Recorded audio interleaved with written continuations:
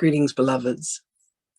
Beloveds, when you allow yourself to remember, when you allow yourself to come back to the sense of knowing and remembering yourself as this being of love, you will allow illusion to fall to the wayside. You will look upon a friend and you will see that this being has become everything that you have thought and everything that you have felt about them.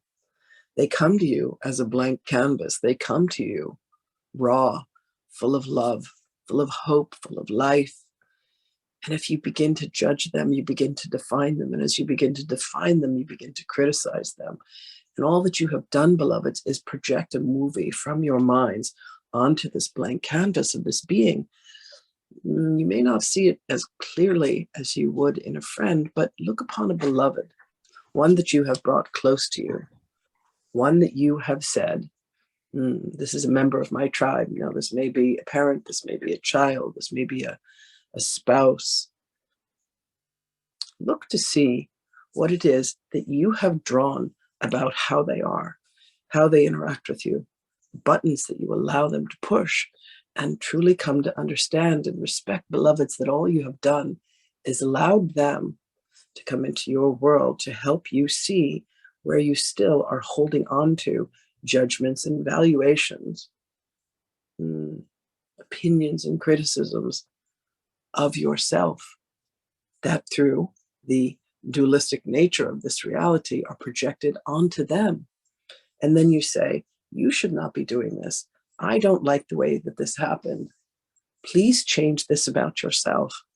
And beloveds, all that you are being invited to do is to look within and to say, where does that exist in me? Because as it exists in me is the only way that it could possibly exist in this projection of reality. For that is what this dualistic realm truly is. It is a realm of taking something that is within, projecting it outwards so that you can have a look at it because you cannot see or are not looking within.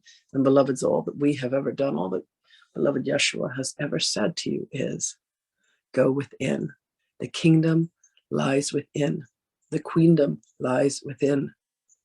For it is truly there that you will find the freedom that you are seeking in everything you do and everything you say and everything you eat and everything you drink and every relationship that you have and every touch of intimacy that you look to gain from another.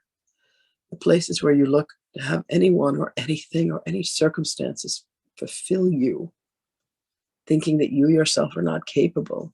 When you look upon another and say, they are holier, wiser, mightier, wealthier than I am. Beloveds, they are you. This is the single greatest misperception that is taught. You are not taught to know yourselves. You are taught to have your trust in books and in others, in authorities. You are not told to go within and to check your own counsel. You are not taught to speak with your own guidance. You are taught that you cannot speak to God, but you must only speak to God through a priest. Bisha. Beloveds, we say to you, begin to think for yourselves. Begin to love for yourselves. Begin to remember for yourselves. For when you allow yourself to remember the love that you are of the greatest service to humankind. For you are setting an example of what it is to live within an interior world, an interior kingdom and queendom of your own making and of your own design that is truly the place where you reside, that you have never left, within the garden. So begin the critical thinking of allowing yourself to see where you find the slightest annoyance. Take that within and say, what is it about the situation that bothers me? Where have I generated this? And find your freedom. It is the journey of self-forgiveness, beloveds. There is nothing to forgive from the outside, save the places within you where you have said, this is unforgivable. I will not forgive this thing. That is unacceptable. I cannot accept This person, I cannot accept this circumstance. This was done. This is not the way that it should be done. Beloveds, you are the one who has created these laws. You are the one that has created these rules. So when you allow yourself the grace, the God-given grace, to remember that you are a manifestation of God's love and of God's light, that you are indeed not only sustained by the love of God, that you are the love of God, then there is naught that shall ever, ever deter you from letting yourself remember who you are. And you are love. We delight in the love that you are.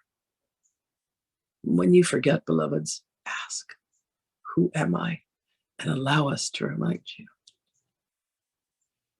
Greetings, blessings, love and salutations to you always, precious and beloved brothers and sisters. I love you, and I will speak with you again.